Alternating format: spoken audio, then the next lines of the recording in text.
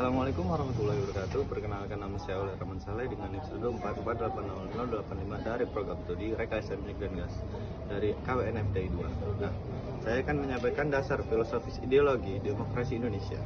Demokrasi Indonesia memiliki fondasi kuat pada nilai-nilai Pancasila seperti pandangan hidup bangsa, seperti contohnya sila keempat, yaitu kerakyatan yang dipimpin oleh hikmat kebijaksanaan dalam permusyawaratan perwakilan.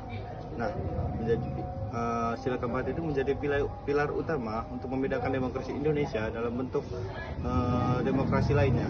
Pilar ini menekankan bahwa pengambilan keputusan tidak hanya berpatok pada mayoritas suara, itu juga dalam proses perenungan, diskusi, dan pertimbangan moral yang matang. Nah, tidak seperti demokrasi liberal yang sangat menekankan kebebasan individu dan persaingan politik. Demokrasi Indonesia berupaya membangun keseimbangan antara kepentingan individu, kepentingan kolektif. Nah, prinsip-prinsip seperti musyawarah mufakat dan kebersamaan menjadi unsur esensial dalam praktik demokrasi. Lalu dengan demikian, hakikat demokrasi Indonesia tidak berdiri sendiri, melainkan menyatu dalam bingkai ideologi nasional dan menjunjung tinggi kemanusiaan dan persatuan. Assalamualaikum warahmatullahi wabarakatuh. Perkenalkan, saya Kardofa Alifani dengan NIM 123480007 dari program studi Rekayasa Minyak dan Gas angkatan 2023 dari kelas kewarganegaraan FTI 2. Di sini saya akan menjelaskan tentang sistem permusyawaratan hakikat demokrasi yang dipakai di Indonesia. Di Indonesia, umumnya sistem dari hakikat demokrasi itu diwakilkan dan dimulai dari musyawarah untuk mufakat. Lalu apabila tidak dicapai hasil dari mufakat itu, maka akan dilakukannya voting berdasarkan suara terbanyak dalam pengambilan keputusan. Di Indonesia, dalam sistem pemerintahan pusat yang memakai hal itu adalah DPR, DPD, dan DPRD. Mereka itu mewakili dari regional masing-masing, seperti DPD yang mewakilkan daerah dan juga DPR yang mewakilkan pemerintah pusat.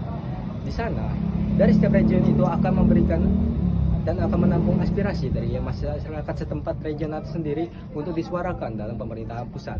Nanti, dari pemerintahan pusat itu akan mengusahakan agar aspirasi dari masyarakat itu dapat dijadikan suatu undang-undang yang berlaku demi keuntungan dari masyarakat. Tetapi ada ketidakuntungan di dalam situ dikarenakan banyak sekali di masa sekarang itu di sistem musyawarahnya itu dia berlandaskan politik uang dan ketidakbebasan dalam berpendapat. Assalamualaikum warahmatullahi wabarakatuh. Halo semuanya, perkenalkan nama saya Muhammad Amir Saputra dengan NIM 124480013 dari program studi Rekayasa Minyak dan Gas dari kelas kewarganegaraan FTI 2. Nah, di sini saya akan menjelaskan tentang kedaulatan rakyat dan tingkat partisipasi publik dalam demokrasi. Nah, salah satu ciri utama hakikat demokrasi Indonesia adalah penegasan bahwa kedaulatan tertinggi berada di tangan rakyat.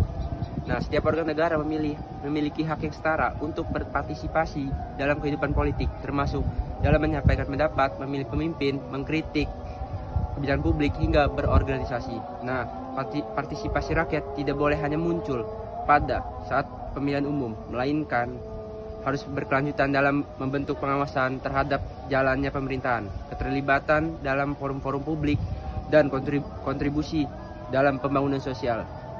Nah, demokrasi Indonesia memandang warga negara sebagai subjek aktif yang harus berperan dalam memastikan terciptanya pemerintahan yang adil, terbuka, dan bertanggung jawab. Nah, partisipasi tersebut mencakup berbagai bentuk. Nah, ada mulai dari keterlibatan dalam diskusi publik, advokasi kebijakan, hingga dukungan terhadap gerakan masyarakat sipil. Dengan terlibat secara aktif, masyarakat mendorong terciptanya kehidupan politik yang lebih inklusif, akuntabel, dan berlandasan etika. Nah, di sisi lain, partisipasi politik di Indonesia masih menghadapi tantangan seperti warga akibat kekecewaan terhadap elit politik saat terbatasnya akses informasi yang akurat. Nah, oleh karena itu, pendidikan politik dan penyediaan ruang lebih luas sangat diperlukan agar demokrasi benar-benar menjadi milik seluruh rakyat Indonesia. Semakin kuat keterlibatan masyarakat, semakin kokoh pula posisi demokrasi dalam menjaga kesejahteraan dan keadilan sosial. Terima kasih. Baik, sekian pemaparan dari kelompok kami mengenai hakikat demokrasi di Indonesia. Terima kasih untuk semuanya yang telah berpartisipasi di dalam sini. Terima kasih. Wassalamualaikum warahmatullahi wabarakatuh.